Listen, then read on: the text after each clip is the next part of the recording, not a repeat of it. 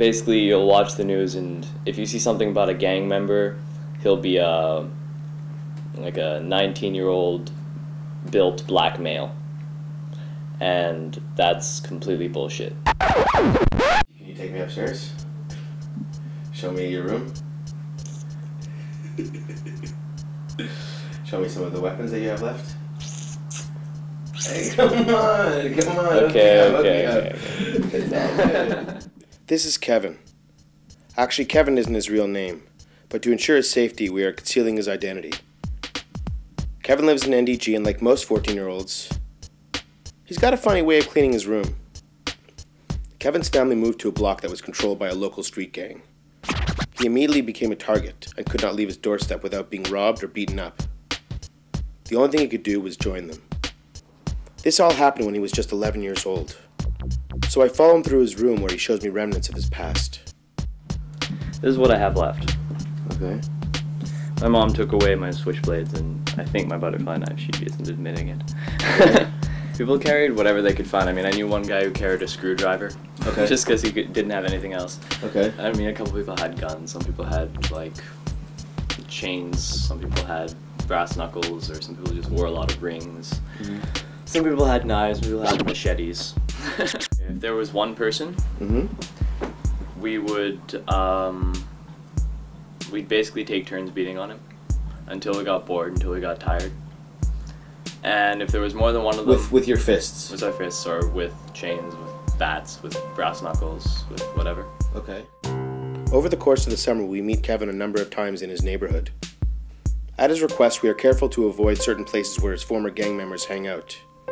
And we don't even film the street on which he lives. He tells us that gang turf wars and attacks on individuals often happen at metros and in parks, and mostly at night. Street gangs are a growing, organized, and violent trend, but according to Kevin, the public is largely misinformed. He says it is more violent than we ever imagined, and affects youth of all backgrounds, not just those from poor immigrant families. But the scariest thing is that gang violence is present in every neighborhood across the island. There were private schoolers, there were homeschoolers, there were public schoolers, there were a few Palestinian kids, there were black kids, white kids, Hispanic kids. Jewish kids? Jewish kids even, yeah. Yeah. White, everything. Everything, yeah. Asian kids? Asian kids, yep. Each meeting with 14-year-old Kevin shocks us. We are disturbed by his gruesome stories, and have a hard time imagining this happening to someone who hadn't even gone through puberty yet. We asked Kevin what went through his head during the gang violence. You have maybe 10 guys with you, and like, they have your back and they'll do anything for you. And no one can hurt you at all because there's so many more of you in the city. If someone like sort of messes with you, then you have 50 people who are willing to kill them just like that. When I was with them and we were just, I suppose, beating on someone or attacking or robbing someone, it was just, I mean, I hate to say it, but it was the most incredible feeling I've ever had. You feel untouchable completely. 3 years of violence and drugs catches up with 13-year-old Kevin. So his sister introduces him to Love, or Leave Out Violence, a community organization that helps violence-affected youth. Some of the people at Love have been victimized by people who are what I used to be. And I just started to feel so terrible about myself.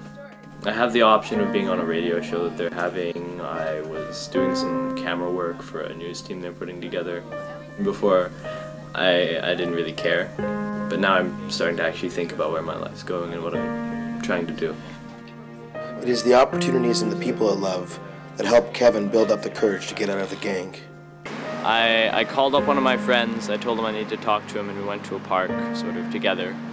We met in a park. And he brought a couple friends, which I didn't know he was going to do. Before I met them, like, I didn't know if they were going to kill me, I didn't know what they were going to do to me. I gave this big speech about why I didn't want to be in anymore. And they beat the shit out of me. They put my fingers on the curb where the sidewalk meets the street, and they stomped on them. And then they just left me. I realized that I just wasted 2 or 3 years of my life.